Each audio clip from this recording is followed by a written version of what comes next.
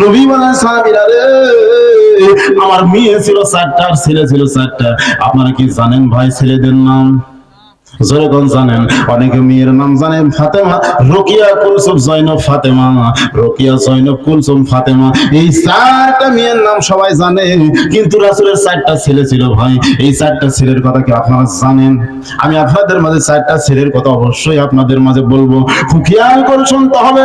রাসূল বলেন সাহাবীরা রে, আমার উমরকে খালি একবার পাঠিয়ে দিলে আবু জেহেল কালেমা পড়ে মুসলমান হইতো। রাসূল বলেন সাহাবীরা রে, উমরকে আমি পাঠাবার পারি না, আমার ভয় লাগে, আমার ভয় লাগে, ভয় লাগে, ভয় লাগে। সাহাবীরা বলতেন নবীজি উমরকে দেখে আপনার এত কেন ভয় হুজুর? রাসূল বলে সাহাবীরা রে, উমর ফারুককে দেখে এই জন্য ভয় লাগে। একদিন নবী ইহুদি আর মুসলমানের ফায়সালা করেছে, যেরকম কার ইহুদি মুসলমানে কিন্তু ফায়সালা করছে ভাই। ইহুদি আর মুসলমান এই দুইজনা ঝগড়া লাগছে, গন্ডগোল লাগছে, নবীর কাছে বিচার নিবার গেছে। নবী আমার বিচার করে ইহুদির পক্ষে রায় দেয়, মুসলমানের বিপক্ষে রায় দিয়েছে। ওই মুসলমান বেচারি উমর ফারুকের কাছে হাজির হয়েছে। যেরকম কার কাছে?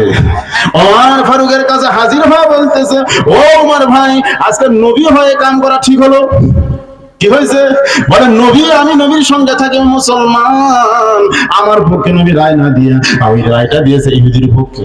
আপনারা বলেন তো, এতদিন যারা আওয়ামী লীগের দল করেছে ভাই, আমি কিন্তু রাজনীতিকের কথা বলি নাই, আমি কিন্তু দলের কথা বলি, খুব খেয়াল করবেন।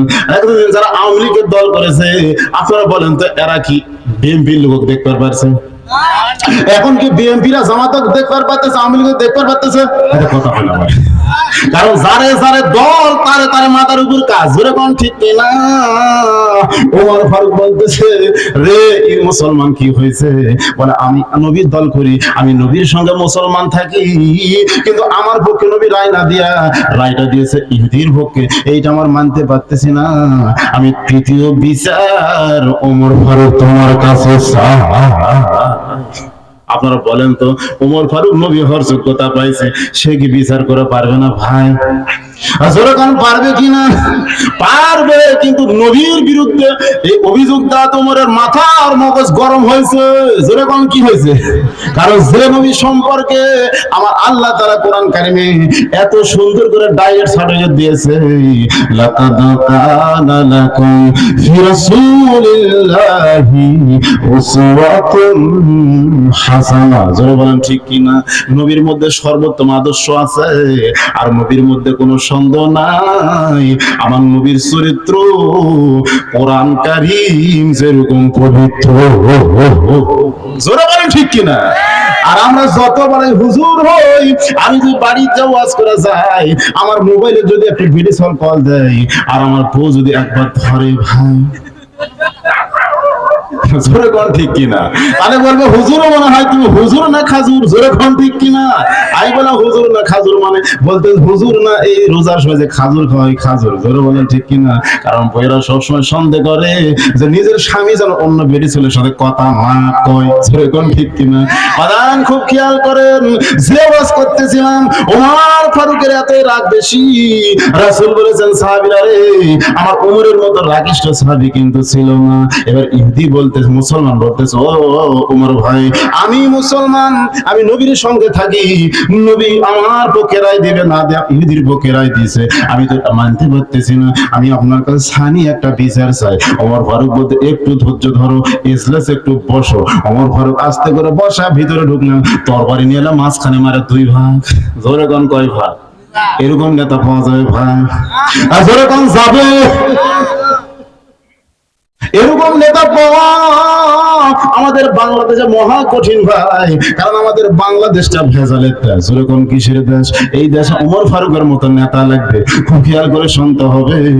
রাসূল বলেন সাহাবীরা রে, আমি আবু জেহেলের কাছে ওমর ফারুককে পাঠাবার পারি না, কারণ আবু জেহেলের কাছে ওমর ফারুক যদি যায়, আর আবু জেহেল যদি বলে এ ওমর তুই এখান থেকে সর, আর সঙ্গে সঙ্গে তরবারি যদি আমার চাচাক মারে, বুঝেন না? এত রাগ ওমর ফারুকের বেশি। রাসূল বলেছেন সাহাবীরা রে, আমি 2টা সাহাবীকে সব জায়গায় পাঠাবার পারি না, তার মধ্যে 1 নম্বর হলো ওমর, আর 2 নম্বর হলো হযরত আলী। এরা দুইজনে সব সময় তরবারি নিয়ে থাকে। এরা কি করা মার্কা সাহাবি, এরকম কিন্তু আমাদের নেতা বানানো লাগবে। ওমর মার্কা যদি নেতা হয়, বাংলাদেশে কোনো অন্যায় থাকবে না। জোরে কোন ঠিক কিনা? বালান খুব খেয়াল করে শুনতে হবে। বালান প্রতিদিন ওয়াজ, আজকে একটু আপনাদের মাঝে আবু জেলের ওয়াজটা আপনাদের বোঝাবার চাই। নবী আমার গভীর রাত্রে জুব্বা পরে আবু জেলের বাড়ি যখন যাওয়ার চাই, খাদিজাতুল কুবরা বলতে, স্বামী গো, আপনি পৃথিবীর সব জায়গায় দাওয়াত দিবেন, কিন্তু আবু জেহেলকে দাওয়াত দিবার দিব না। রাসূল বলেন, খাদিজা রে, আমার আবু জেহেল সম্পর্কে তুমি মনে হয় জানো না। খাদিজাতুল কুবরা বলতো, নবীজি, আপনার আবু জেহেল সম্পর্কে আমার কি জানা লাগবে?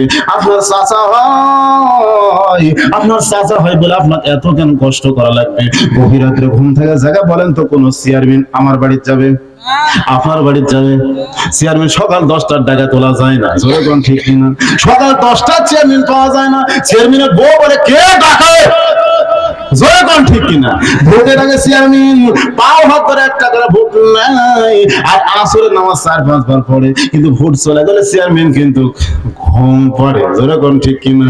ওমর ফারুকের মতো চেয়ারম্যান বানান দরকার ভাই, ওমর ফারুকের মতো চেয়ারম্যান বানান দরকার।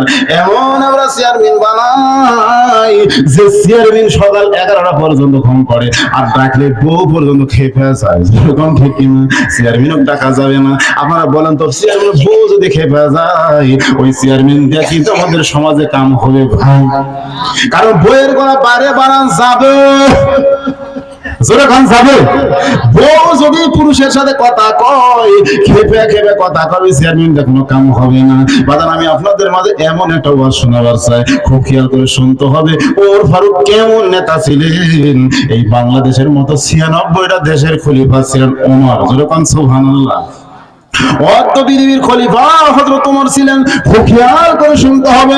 ওমর ফারুক গভীর রাত্রিবেলা গরিব দুঃখী মানুষদেরকে খুঁজে খুঁজে বেড়াইতেন, আর রাত্রিবেলা ঘুম পাড়তেন না, গরিব দুঃখী মানুষদের খুঁজতেন। আর দিনের বেলায় গাছতলায় নিজের হাতকে কোলবালিশ বানায়, নিজের হাতকে মাথার তলে দিয়া যে ওমর ঘুম পাড়তেন, আর রাত্রিবেলা তিনি আরামে বিছানা হারাম করে দিয়া গরিব দুঃখীদেরকে খুঁজে খুঁজে বেড়াইতেন। যেরকম সুবহানাল্লাহ। এরকম মানুষ কি আমাদের সমাজে আছে ভাই, যে রাত্রিবেলা চেয়ারম্যান এলাকা ঘুরবে, যেরকম ঘুরবে? উনি আবার বলেছে, এলাকার গরিব দুঃখী মানুষের দরদি হয়ে দাঁড়াইছি ভাই, 11টা পর্যন্ত ডাকে তোলা জানে, বউ কর্মে আওয়াজ দেয়। যেরকম ঠিক কিনা? এরকম চেয়ারম্যান মার্কা যদি আমরা বানাই, আমাদের বাংলাদেশে কোনো উপকার হবে না। কিরকম চেয়ারম্যান বানাইতে হবে? আজকে ওমর ফারুকের জীবন থেকে আমি আপনাদের একটু শোনাবো ভাই। ওমর ফারুক গভীর রাত্রে গরিব দুঃখী মানুষদেরকে খুঁজতেছেন। মরুভূমি রাস্তা ঘুরতে ঘুরতে ঘুরতে ঘুরতে মরুভূমি কর্নারে দেখতে পাই একটা তাবু টাঙ্গানো দেখা যায়। ওমর ফারুক চিন্তা করে, এই তাবুর মধ্যে আছে কে ঘুমাইছে, একটু জানতে হবে। এই তাবুর মধ্যে কে আজকে বসলো রে? কারণ মদিনাকে তো আল্লাহ স্বাবলম্বী বানাইছে, এরকম গরিব বলতে তো মদিনায় কেউ নাই। এই মনে করে তাবুর কাছে গিয়া ওমর ফারুক কান্না লাগা শুনতে পায়, তাবুর ভিতর থেকে ছোট ছোট বাচ্চার কান্নার আওয়াজ শোনা যায়।